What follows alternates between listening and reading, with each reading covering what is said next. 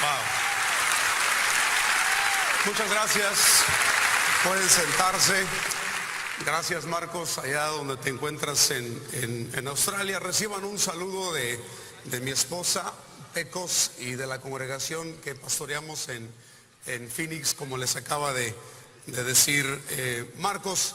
Y me dijeron por ahí que Randall cumple año el día de hoy. Un aplauso.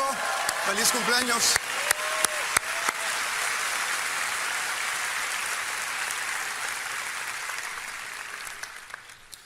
Bueno, yo quería contarles un chiste antes de empezar. No más que me dijeron que aquí en Lakewood son como que tienen maestría en escuchar chistes, así que a ver cómo me va con este. Una pareja de viejitos llegan a un restaurante, van a celebrar, y el viejito llenaba a su esposa de atenciones. Le hablaba con mucho cariño. Ven, mi vida, siéntate, mi cielo. ¿Estás a gusto, reina? ¿Qué quieres pedir, ángel? Y el mesero pues estaba muy asombrado viendo a esta pareja tan cariñosos, y poco después se levantó la viejita y se va al baño, y el mesero, sin poder contenerse, llega con el anciano y le pregunta: perdone usted la indiscreción, señor, ¿cuánto tiempo tienen de casados? Y le dice el viejito: estamos celebrando 65 años de matrimonio. Caramba, señor, dijo el mesero, estoy conmovido. 65 años, y con cuánto amor le habla usted a su esposa. Mi vida, mi cielo, mi reina, mi ángel. El viejito le pide al mesero que se acerque y le dice con voz muy suave: es que no me acuerdo cómo se llama.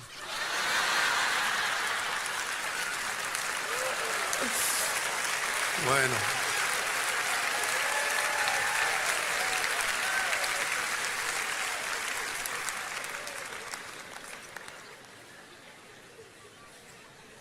Hace algunos años me tocó visitar la ciudad de Mérida, Yucatán. Tuvimos un concierto el sábado, hay gente de Mérida por ahí. Tuvimos un concierto el sábado. Y me quedé el domingo para pasear por la ciudad, para conocer un poco. Me levanté el domingo en la mañana, me desayuné muy rico en el hotel y salí a caminar, salí a pasearme. El clima era perfecto, la gente se veía relajada, la gente se veía muy, pero muy amable. Pasé por la Catedral del Pueblo, y cuando pasé por la Catedral del Pueblo me encontré con un grupo de niños exploradores, Boy Scouts. Estaban formados en fila, me imagino que iban a una excursión por algún lugar, y sus líderes les estaban dando instrucciones. Pero aquello se veía muy, muy bonito, como una escena de película. Los niños se veían obedientes, se veían bien peinados, bien portados, todos ellos. Y yo estaba viéndolos realmente admirado. Seguí caminando.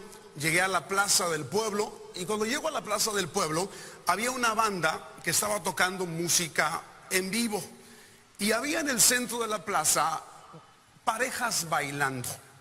Había parejas de ancianos, parejas de adultos en su mayoría, y estaban bailando. Pero era un cuadro muy, muy bonito este.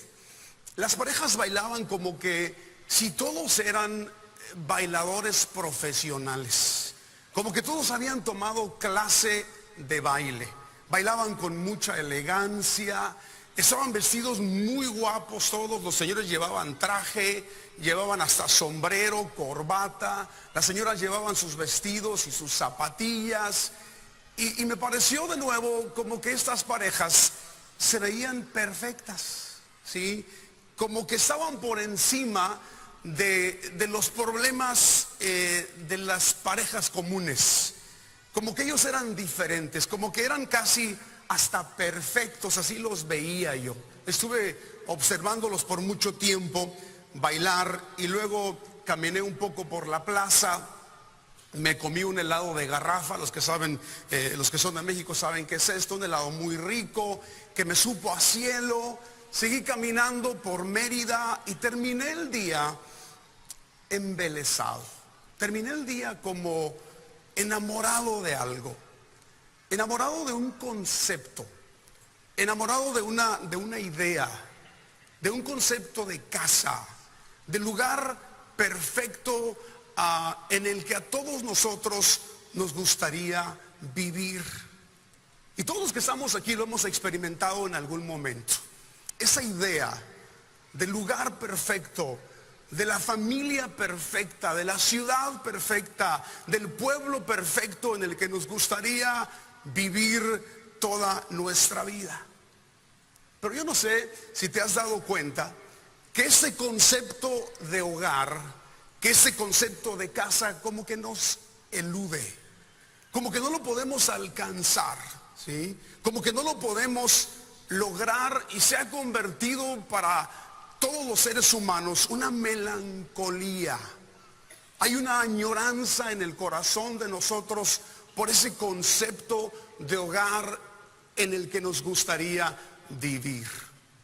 Y las películas, las canciones, los poetas como que explotan ese sentimiento del ser humano y hacen canciones y hacen poesías acerca de este deseo de ir a ese lugar, de regresar a ese hogar, de vivir en ese lugar perfecto en el que nos gustaría vivir. Los comerciales de la Coca-Cola, ¿no se han fijado? O sea, presentan a una pareja perfecta, con dientes perfectos, ¿verdad? Modelos con cuerpos extraordinarios, sonriendo, felices en un parque, tomándose una Coca-Cola, ¿verdad? Que te hace añorar, quieres vivir esa experiencia. Y no hablemos de los comerciales de la cerveza Corona, ¿verdad? Porque también esos así como que te hacen querer estar en ese paraíso, pasando no unas vacaciones, sino pasando toda tu vida en ese lugar. Siempre lo estamos buscando, esta idea, este concepto. Yo leía de un hombre que dijo que cuando él estaba en casa, él quería viajar. Y que cuando estaba de viaje, quería estar en su casa. ¿Por qué? Porque está buscando ese concepto de hogar, ese concepto de casa. Y sabes que esto se vuelve mucho más interesante o más profundo para aquellos que vivimos en este país, pero nacimos en otro país. Como que siempre estamos con la idea de regresar a nuestro pueblo, regresar a nuestro país, y como que nos hemos formado la idea de que ese es el lugar perfecto para nosotros, ¿verdad? Y hacemos planes y tomamos una vacación una vez por año o 2 veces por año si podemos, y vamos a nuestro pueblo con la idea de que voy a regresar a mi casa, voy a regresar a mi hogar. ¿Y sabes qué hemos hecho la mayoría de nosotros? Eso es muy interesante. Hemos escogido los buenos recuerdos de ese pueblo en el que tú vivías. Y nos hemos formado esa idea de que es un lugar perfecto. Pero cierto o no es cierto que cuando regresamos a ese lugar, a ese pueblo, a esa ciudad, como que sí la pasamos bien, sí nos divertimos, sí vimos amigos, pero como que no era lo que estábamos buscando. Y estamos añorando regresar a nuestra casa acá en Estados Unidos. Sí, porque lo que estás buscando tú es una idea, es un concepto de hogar. ¿Y sabes por qué compartimos todos nosotros este mismo sentimiento? ¿Sabes por qué compartimos todos nosotros esta misma añoranza, este mismo deseo? Porque vivimos en el exilio. Tú y yo vivimos lejos de casa.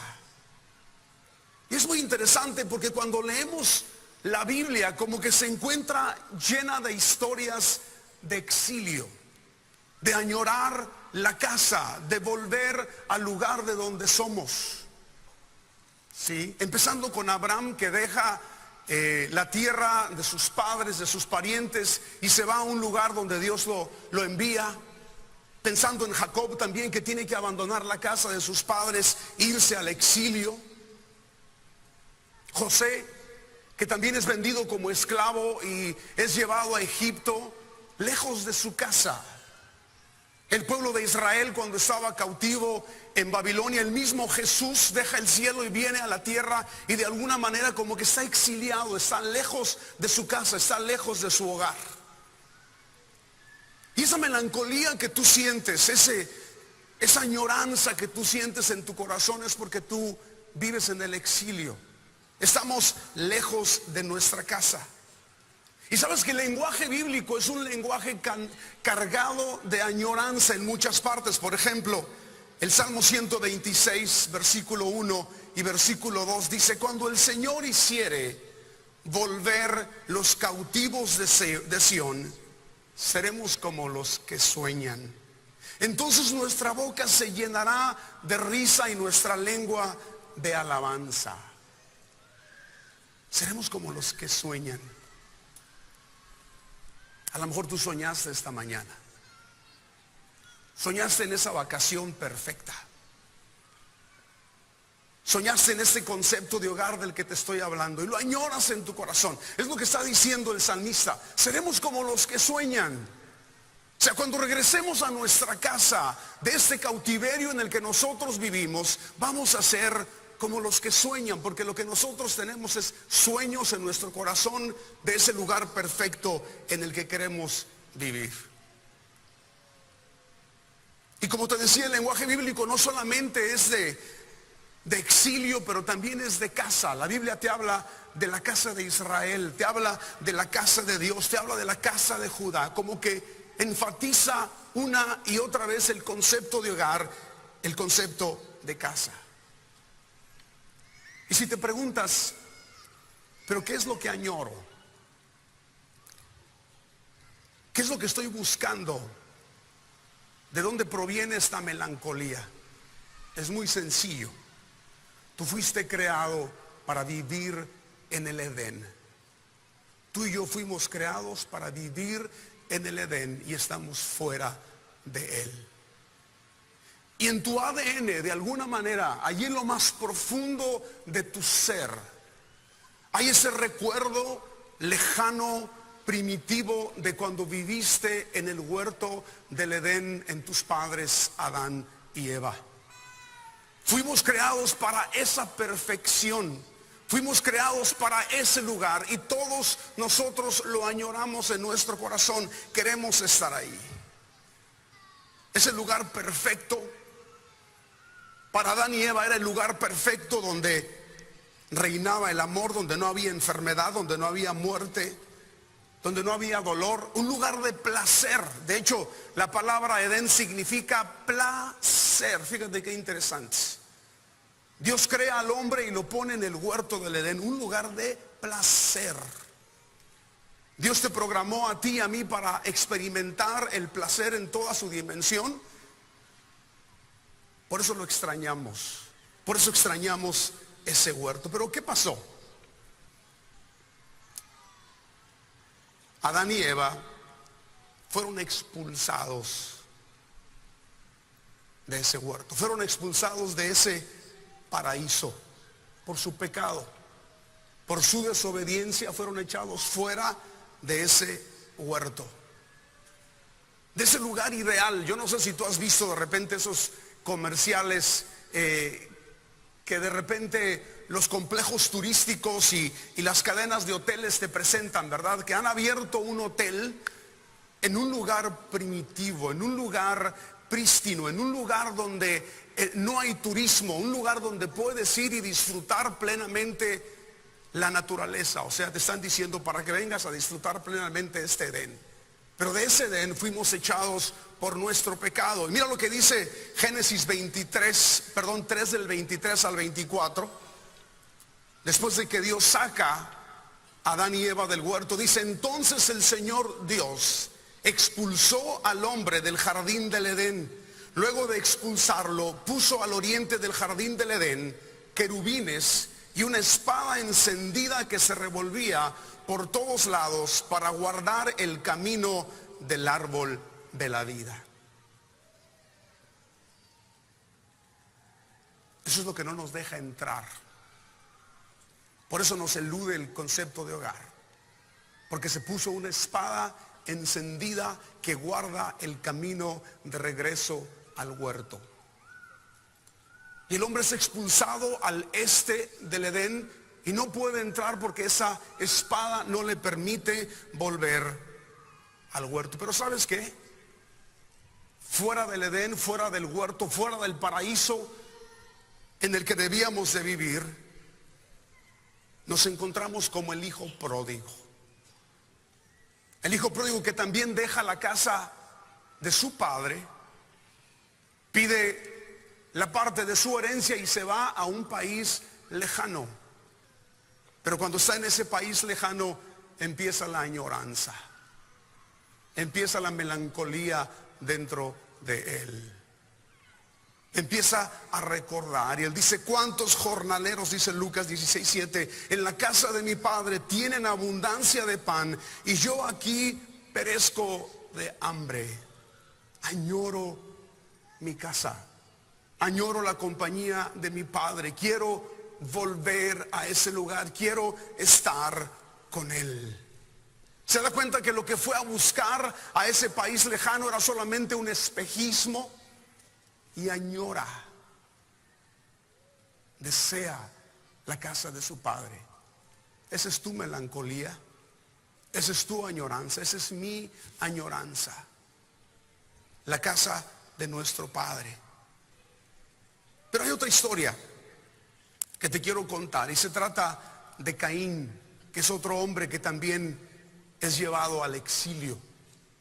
Caín, como ustedes saben, es el hijo mayor de Adán y Eva. Él era labrador de la tierra, era campesino, y su hermano Abel era pastor de ovejas. Y un día vienen delante de Dios a traer ofrenda. Caín trae del fruto de la tierra y Abel trae de las ovejas. Lo mejor, lo más gordo, lo primogénito de sus ovejas lo trae delante de Dios. Y la historia dice que Dios ve con agrado la ofrenda de Abel. Y lo que sucede en el corazón de Caín es que se ensaña, se enoja y baja la cabeza, se vuelve triste o melancólico por la situación que acababa de pasar. Y luego invita a su hermano Abel a irse al campo, lejos de casa, lejos de donde vivían. Y allá en el campo se levanta contra él y lo mata. Eso es lo que sucede cuando estamos lejos de casa. Eso es lo que sucede cuando estamos lejos de nuestro hogar. El pecado toma control de nuestra vida y lo que sucede con Caín es que mata a su hermano Abel. Y después de que regresa, Dios habla con él y le pregunta: ¿dónde está tu hermano? Y él le contesta: ¿tengo acaso que estar cuidando a mi hermano? ¿Soy guarda de mi hermano? Y Dios dicta sentencia sobre Caín, y esa es la sentencia en Génesis 4, del 12 al 16. Dice: en el mundo serás un fugitivo errante. Así Caín se alejó de la presencia del Señor y se fue a vivir a la región de Nod, al este del Edén. Vas a ser un fugitivo errante. Vas a vivir en el exilio, al este del Edén, donde vivimos todos, al este del Edén. Ahí donde está la espada encendida que no nos permite llegar. Para allá se va Caín, a la tierra de todos y a la tierra de nadie. ¿Y cómo reacciona Caín? Génesis 14:13 dice: este castigo es más de lo que puedo soportar, le dijo Caín al Señor. Hoy me condenas al destierro, al exilio, y nunca más podré estar en tu presencia.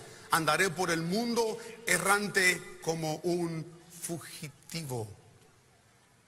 Andaré por el mundo errante como un fugitivo. Pero hay algo muy interesante. Y Caín como que nos da la razón de nuestra añoranza en este versículo. Nos da la razón de nuestra melancolía en este versículo. Y le dice el Señor: nunca más podré estar en tu presencia. ¿Sabes la belleza de ese huerto? La belleza del Edén, el placer del Edén, más que lo maravilloso de ese lugar, tiene que ver con la presencia de Dios. Lo que tú y yo anhelamos, lo que tú y yo buscamos y cantábamos hoy durante la oración es eso. La presencia de Dios. Y Caín entendía perfectamente de qué se trataba. Él sabía que el estar como un errante, al encontrarse como un exiliado, significaba que no podría estar más en la presencia del Señor. Y sabes que no tiene nada que ver con posición geográfica, donde te encuentras tú en este momento. Porque puedes estar aquí o puedes estar en México o en El Salvador o Colombia, de donde tú seas. Pero no es tu posición geográfica, es tu posición delante de Dios. Estás en su presencia, estás con Él o no estás con Él. De eso se trata. En esto consiste.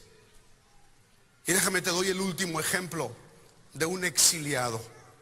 Se llama Jonás. Era un profeta, sí, porque también los profetas y los pastores y los líderes podemos estar en el exilio. Dios le dice a Jonás que vaya a Nínive a predicar. Lo envía a predicar a Nínive. Y eso es lo que sucede. Jonás 1:3 dice: Jonás se fue, pero en dirección a Tarsís, para huir del Señor. Bajó a Jope, donde encontró un barco que zarpaba rumbo a Tarsís. Pagó su pasaje y se embarcó con los que iban a esa ciudad, huyendo así del Señor. Muy interesante. Dios le dice: ve a Nínive, pero él decide irse a Tarsís. Decide irse en la dirección opuesta a la que Dios lo está mandando. Es decir, decide no obedecer a Dios. Como Caín, como Adán, decide hacer lo que él quiere. Y sabes que nosotros pensamos a veces que nuestras ideas son mejores que las ideas de Dios. Que nuestras decisiones o nuestros conceptos, que nuestra manera de pensar son mejor que los pensamientos de Dios, y optamos por hacer lo que nosotros queremos y nos vamos de casa, huimos de la casa de nuestro Padre. Y déjame decirte, esto es muy interesante, porque Tarsís era lo que nosotros conocemos como Gibraltar en España. Para ellos era el fin del mundo, era el mundo conocido para ellos en aquel tiempo. Entonces literalmente Jonás estaba yendo como el hijo pródigo a un país lejano. Era lo más lejos que él se podía alejar de su casa. Según era lo más lejos que se podía alejar de Dios. Y algo muy interesante, porque estamos hablando de la presencia del Señor. La presencia del Señor, en hebreo, la palabra presencia literalmente significa rostro. Rostro, faz, cara. Cuando nosotros nos alejamos de la presencia de Dios, nos estamos alejando del rostro de Dios. Y eso es significativo por lo siguiente: el significado que tiene para nosotros el rostro. De niños, cuando somos pequeños, lo primero que vemos es el rostro de nuestros padres. ¿Sí? Los papás siempre nos tienen aquí como pequeños, de niños, viendo su cara, y los niños nos ven a nosotros.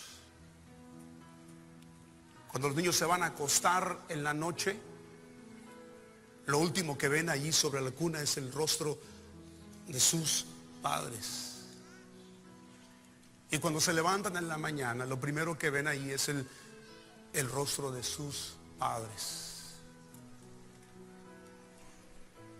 Y sabes, en los años más importantes de un bebé, en el tiempo más importante de un niño, en sus años formativos, el rostro de su padre se convierte en la referencia en medio de este mundo.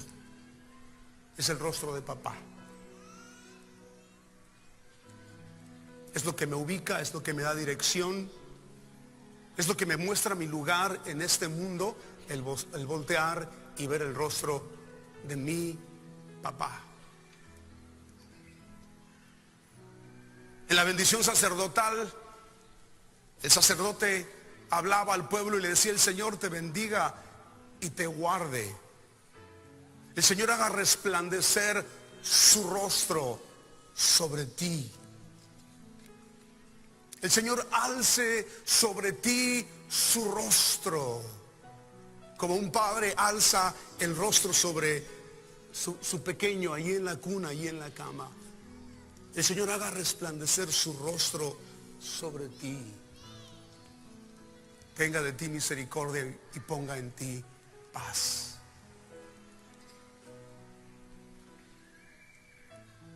Pero, ¿por qué nos alejamos del rostro de Dios? ¿Por qué nos alejamos de la presencia de Dios?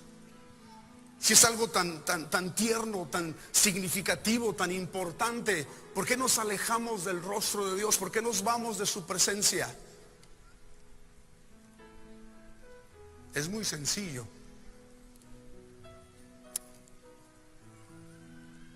Empezamos a querer nosotros ser como Dios, a tomar el papel de Dios.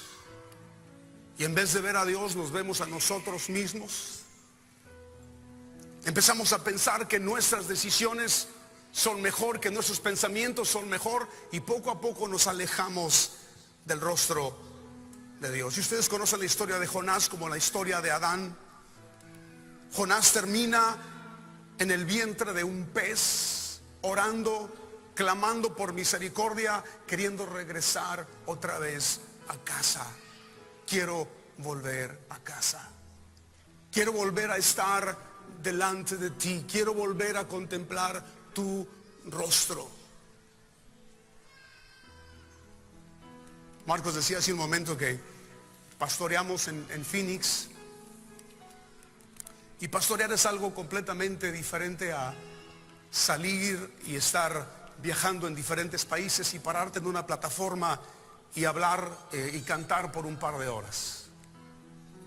Pero cuando pastoreas, te encuentras con los exiliados. El mes pasado para nosotros fue un poco difícil en la congregación. Pecos, mi esposa y yo tomamos tiempo para dar consejería, especialmente a matrimonios cuando estoy en la ciudad. Y el mes pasado fue particularmente difícil porque escuchamos tantas historias de terror, historias de miedo. No las típicas historias de pleitos de pareja, ¿verdad? Que se gritan y se ofenden. No. Estoy hablando de cosas horribles que no quiero ni mencionar. Pero teníamos enfrente de nosotros en ese mes sentadas a parejas sufriendo de las cosas más horribles que tú te puedes imaginar. En una de esas está un hombre sentado enfrente de nosotros con su esposa y literalmente el hombre parecía un pedazo de trapo. Tan afectado por el pecado, había caído en el incesto y tú lo veías totalmente destrozado emocionalmente, sin querer levantar la cabeza. Y sabes que en ese momento yo pensaba en la hija y en el incesto, pensaba en la esposa y el dolor en su corazón, pero el que más me quebró el corazón fue el hombre que cometió el pecado, totalmente destrozado. Cuando esta pareja salió de nuestra oficina, mi esposo y yo volteamos a vernos y ambos estábamos llorando. Porque te das cuenta de lo que el pecado hace. Te das cuenta de lo que sucede en el exilio. Pero ¿sabes qué? Jesús vino a abrir el camino de regreso a casa.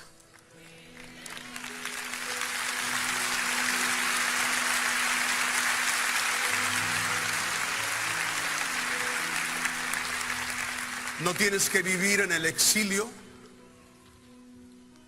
Esa espada encendida que estaba a la entrada del huerto lo partió en dos a él, en la cruz, para que tú puedas regresar a casa, para que tú no sigas añorando. Y déjame terminar contándote esta historia que leí en un libro de Philip Yancey, de una joven. Y dice la historia: una joven crece en medio de un huerto de cerezos en un pequeño pueblo del estado de Michigan. Sus padres eran un poco anticuados y reaccionaban enérgicamente cuando, por ejemplo, ella se puso una argolla en la nariz, cuando escuchaba cierto tipo de música o cuando se ponía faldas muy cortas. Una noche sus padres le prohíben salir y ella hierve por dentro y se va a su habitación.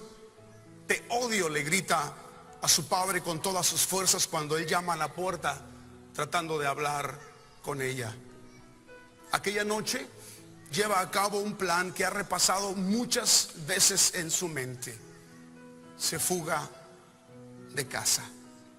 Solo ha visitado la ciudad de Detroit una vez en un viaje en autobús que hizo con los jóvenes de su iglesia. Y los periódicos de su pueblo hablan de todo lo que sucede en Detroit: las pandillas, las drogas, la violencia. Y ella llega a la conclusión de que es el último lugar donde sus padres pensarán en buscarla. El día después de que ella llega a Detroit, conoce a un hombre que tiene el auto más grande que ella jamás ha visto. Él se ofrece a llevarla, le compra un almuerzo y le ofrece un lugar donde vivir. Le da unas cuantas píldoras que la hacen sentir mejor que nunca y decide que ha estado siempre en lo cierto. Sus padres han estado impidiendo que se divierta. Aquella buena vida continúa por un mes, 3 meses, un año. El hombre del auto grande le enseña unas cuantas cosas que le gustan a los hombres y como ella es menor de edad, pagan más por ella. Vive en un lujoso departamento y pide que le traigan las comidas cada vez que quiere al departamento. De vez en cuando se acuerda de su familia, pero la vida de estos le parece ahora tan aburrida y provinciana y apenas puede creer que ella haya crecido allí. En una ocasión se asusta un poco cuando ve su fotografía en un cartón de leche que decía: ¿ha visto usted a esta niña? Pero ella ahora tiene el pelo rubio y con tanto maquillaje y tantas joyas que trae, nadie pensaría que es esa niña. Después de un año, las señales de la enfermedad aparecen en su cuerpo y le asombra la rapidez con la que el jefe cambia de actitud y antes de que ella se dé cuenta termina en la calle y sin un centavo. Aún logra hacer un par de trucos por noche, pero le pagan poco y todo el dinero se le va en mantener su vicio. Cuando llega el invierno se tiene que ir a dormir sobre las parrillas metálicas que hay afuera de las grandes tiendas. Unas oscuras ojeras le rodean los ojos. La tos continúa empeorando. Una noche, mientras está acostada y despierta escuchando los pasos de la gente, de pronto todas las cosas de su vida le parecen distintas. Ya no se siente esa mujer de mundo, se siente como una niña pequeña perdida en una ciudad fría y atemorizante. Comienza a llorar, tiene los bolsillos vacíos y tiene mucha hambre y necesita drogas. Tiembla debajo de los periódicos que ha amontonado sobre su abrigo. Algo le hace saltar un recuerdo y una sola imagen le llena su mente. Se ve a sí misma en su pueblo con su perro pedriguero en el mes de mayo, corriendo entre las filas y filas de cerezos en flor, corriendo para atrapar una pelota de tenis. Señor, ¿por qué me fui?, se pregunta. Y el dolor le atraviesa el corazón. Mi perro allá en casa come mejor que yo ahora, piensa. Está sollozando y en un instante se da cuenta que no hay nada que quiera más que regresar al hogar. 3 llamadas telefónicas y las 3 veces entra la contestadora. Las 2 primeras no deja recado, pero la tercera vez deja un recado y dice: papá, mamá, soy yo. Me estaba preguntando si podría volver a casa. Voy a tomar un autobús hacia allá y llegaré alrededor de la medianoche. Si ustedes no están, bueno, me imagino que me quedaré en el autobús hasta que llegue a Canadá. El autobús hace unas 7 horas entre Detroit y su pueblo, y durante el trayecto se da cuenta que hay fallas en su plan, que si sus padres estaban fuera de la ciudad y no escucharon el mensaje, sus pensamientos van alternando entre el temor y el discurso que ha preparado para su padre. Papá, lo siento, sé que estaba equivocada, la culpa no es tuya, es toda mía, ¿me puedes perdonar, papá? Dice estas palabras una y otra vez, y aunque solamente una práctica lo que está haciendo, se le hace un nudo en la garganta cada vez que lo repite. El autobús lleva las luces encendidas, unos pequeños copos de nieve empiezan a caer y humo o vapor sube del asfalto. Una señal en la carretera indica que están a corta distancia para llegar a su pueblo. Y cuando por fin el autobús llega a la terminal, mientras suenan los frenos de aire, el conductor anuncia por el micrófono con una voz cansada: 15 minutos, señores, es todo el tiempo que podemos estar aquí. Se mira en un espejo pequeño ella, se arregla el cabello, se limpia el lápiz labial que se le había pegado a sus dientes y se mira las manchas de tabaco debajo de sus dedos y se pregunta si sus padres se darán cuenta de esto. Entra en la terminal sin saber qué esperar. Ninguna de las 1000 escenas que se ha imaginado en su mente le han preparado para lo que ve. Allí en la terminal, con paredes de hormigón y sillas de plástico, le espera un grupo de 40 hermanos, hermanas, tías, abuelos, tíos, abuelos, primos, una abuela y una bisabuela. Todos llevaban simpáticos sombreros de fiesta y soplaban silbatos. Y había un anuncio en la pared pegado con cinta adhesiva que decía: bienvenida a casa. Su padre sale del medio del grupo que ha venido a darle la bienvenida.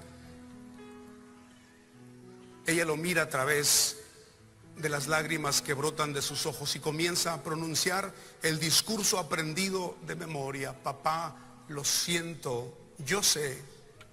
Y el papá la interrumpe: calla, hija, ya tendremos tiempo para eso.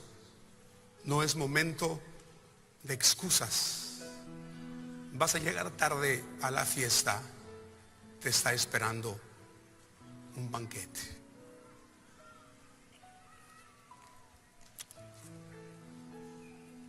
Y hay una fiesta para ti preparada. Tú puedes regresar a casa el día de hoy. ¿Por qué no te pones de pie?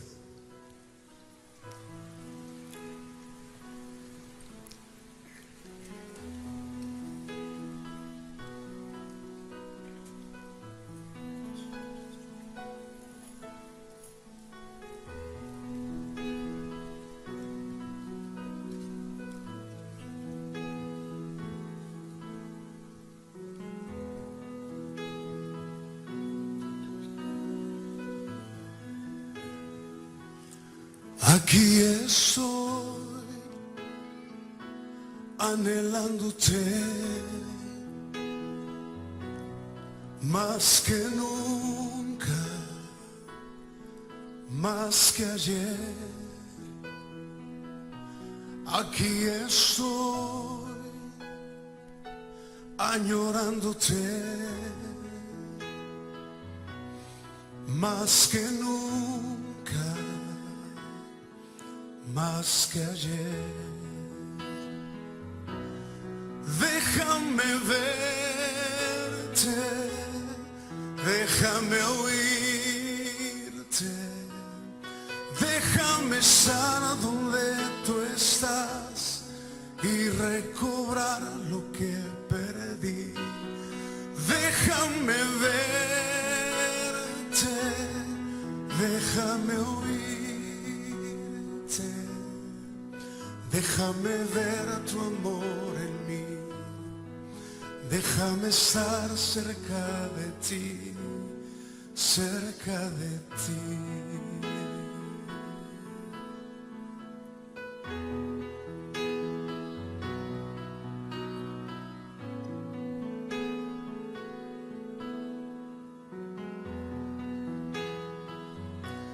Aquí estoy, vuelvo a tener sed de tu presencia, de tu poder. Aquí estoy, te bendeciré, mi voz y manos a ti alzaré. Déjame verte, déjame verte, déjame oírte, déjame estar donde tú estás y recobrar lo que perdí. Déjame verte, déjame oírte, déjame ver tu amor en mí, déjame estar cerca de ti, cerca de ti. Si tú estás aquí en esta tarde y no has tenido un encuentro con Jesús y quieres regresar a casa el día de hoy, me gustaría orar por ti. Esta es tu oportunidad para que tú le entregues tu vida a Jesús y dejes de añorar y regreses a casa el día de hoy. Hay una fiesta preparada para ti.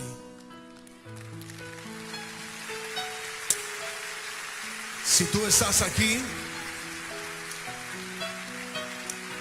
no conoces a Jesús y quieres tener un encuentro con Él, yo te voy a invitar a que vengas ahí donde tú estás y ven aquí al frente. A mí me gustaría orar por ti. Vente, vamos a esperar. Si estás arriba, no importa, denles un aplauso a los que van a pasar.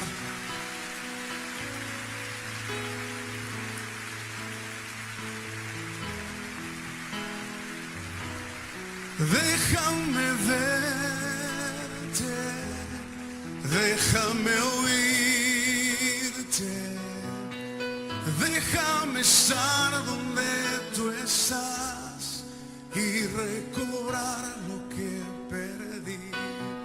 Déjame verte, déjame oírte,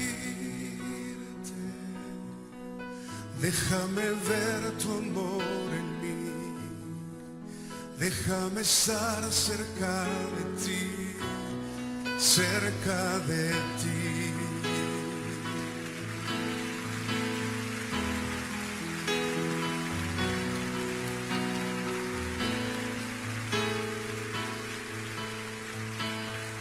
Una vez más, cántalo.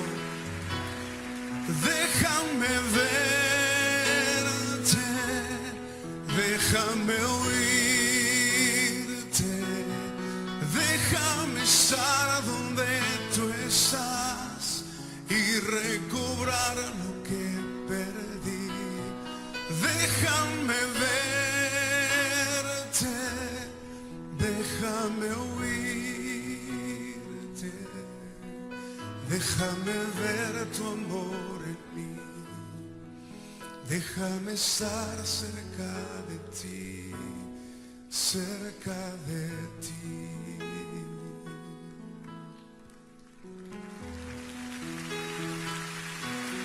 Cerca de ti.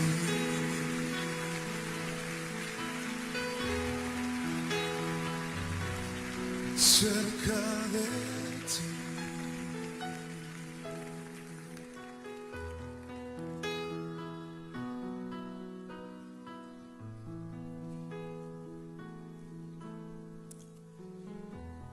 Queremos estar cerca de ti, Señor. Estamos esperando que lleguen las últimas personas para orar.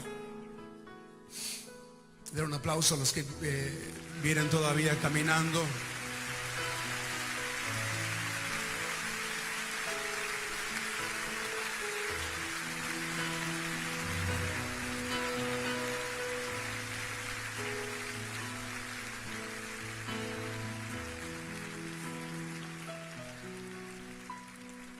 Vamos a hacer algo muy sencillo, una oración que si la haces de todo corazón, algo va a pasar en ti.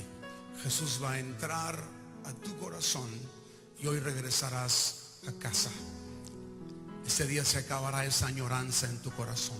Cierra tus ojos para que no te distraigas al repetir esta oración. Señor Jesús, vengo delante de ti reconociendo que he pecado y estoy lejos de casa, pero el día de hoy regreso a ti y te pido perdón por mi desobediencia, por mi pecado. Entra a mi corazón y cambia mi vida. Por mí mismo yo no puedo cambiar, pero si tú entras a mi corazón, cambiaré. Gracias, Jesús, porque sé que me has oído. Sé que estás en mi corazón. Sé que soy nueva criatura.